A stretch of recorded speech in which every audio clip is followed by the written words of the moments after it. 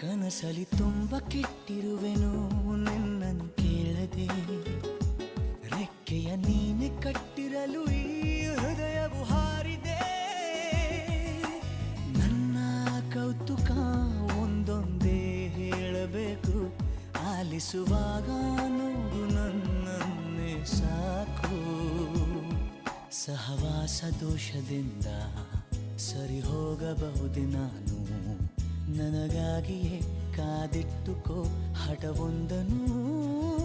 ಕೆಳಗುವ ಮುನ್ನವೇ ಪರವಶನಾದೆನು, ಅರಿಯುವ ಮುನ್ನವೇ ಪರಿಚಿತನಾಗಲಿ ಹೇಗೆ ಪ್ರಣಯ ಕುಮಾರ.